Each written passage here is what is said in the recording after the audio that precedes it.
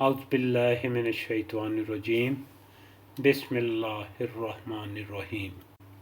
دو صحابی رضی اللہ عنہما رسول پاک صلی اللہ علیہ وسلم کے پاس آئے اور پوچھا کہ یا رسول اللہ صلی اللہ علیہ وسلم، ہم بال بچے بھی رکھتے ہیں، ہمارے غلام بھی ہیں اور ہمارے پاس مال بھی ہے، تو ہم اللہ کی راہ میں کیا خرچ کریں؟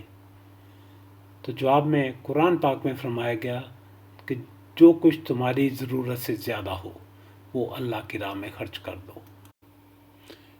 اللہ تعالیٰ نے سورہ ابراہیم میں فرمایا ہے، اے نبی صلی اللہ علیہ وسلم، میرے جو بندے ایمان لائے ہیں ان سے کہہ دو کہ نماز قائم کریں اور جو کچھ ہم نے انہیں دیا ہے اس میں سے کھلے اور چھپے خرچ کریں، اس سے پہلے کہ وہ دن آ جائے جس میں نہ خرید و فروخت ہوگی اور نہ دوست کام آئیں گے۔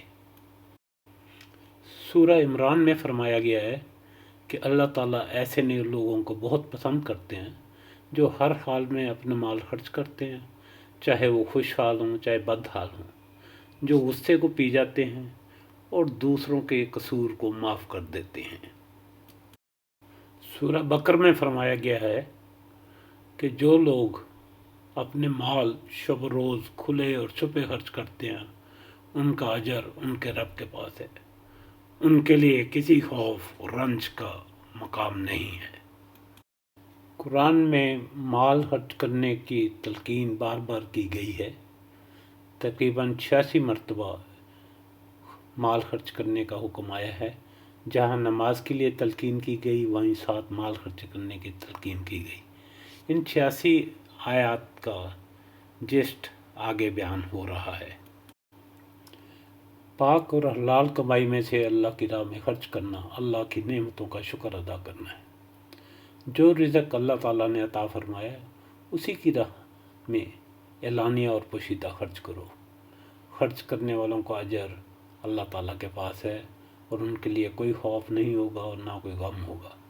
یہ وہ لوگ ہیں جو ہر حالت میں، خوشحالی میں، تنگ دستی میں اللہ کی راہ میں خرچ کرتے ہیں۔ ایسے لوگ اللہ تعالیٰ کو بہت پسند ہیں۔ سارا مال نہیں بلکہ اپنی ضرورت سے زیادہ مال خرچ کرنے کا حکم ہے۔ نیک بندوں کے لیے نماز قائم کرنا اور اللہ تعالیٰ کی راہ میں مال خرچ کرنا ساتھ ساتھ ہیں۔ پاک اور حلال کمائی میں سے اللہ کی راہ میں خرچ کرنا اللہ کی نعمتوں کا شکر ادا کرنا ہے۔ اللہ تعالیٰ کی راہ میں خرچ کرنے والوں کے یہ کہا گیا ہے کہ تم نیکی اور اچھائی کو نہیں پا سکتے جب تک اپنی پسندیدہ چیزوں میں سے کچھ راہ خدا میں خرچ نہ کرو، یعنی جو چیزیں آپ کو زیادہ پسند ہیں وہ اللہ کی راہ میں دو، کنڈم کی ہوئی اور ناکارہ چیزیں نہ دو۔ خرچ کرنے والوں کی یہ ذمہ داری ہے کوئی جن کی مدد کر رہے ہیں ان کی عزت و آبرو کا خیال رکھیں، ان کی عزت نفس کو ٹھیس نہ پہنچائیں۔ صدقہ خیرات کرنا دراصل حقیقتی سرمایہ کاری ہے جو آخرت میں آپ کے کام آئے گا۔ باقی سارے جمع کیے ہوئے اثاثے تو وارث کا مال ہیں جو اس دنیا میں رہ جائیں گے اور آپ کے کسی کے کام کے نہیں۔ نبی پاک صلی اللہ علیہ وسلم نے فرمایا، صدقہ رب تعالیٰ کے غضب کو بجھاتا ہے اور بری موت کو دفع کرتا ہے۔ ایک شخص نبی کریم صلی اللہ علیہ وسلم کی خدمت میں حاضر ہوا اور کہا، یا رسول اللہ، کس طرح کے صدقے میں سب سے زیادہ ثواب ہے؟ آپ صلی اللہ علیہ وسلم نے فرمایا کہ اس صدقہ میں جیسے تم صحت کے ساتھ کنجوسی کے باوجود دو، تمہیں ایک طرف تو فقیری کا ڈر ہو اور دوسری طرف مالدار بننے کی تمنا اور امید ہی ہو، اور اس صدقہ خیرات میں ڈھیل نہ ہونی چاہیے کہ جب جان حلق تک آ جائے، یعنی جب موت قریب آ جائے تو اس وقت تو کہنے لگے کہ فلاں کے لیے اتنا اور فلاں کے لیے اتنا، حالانکہ اب تو وہ فلاں کا ہو چکا۔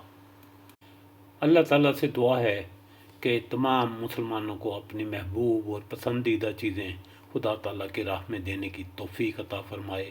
آمین ثم آمین۔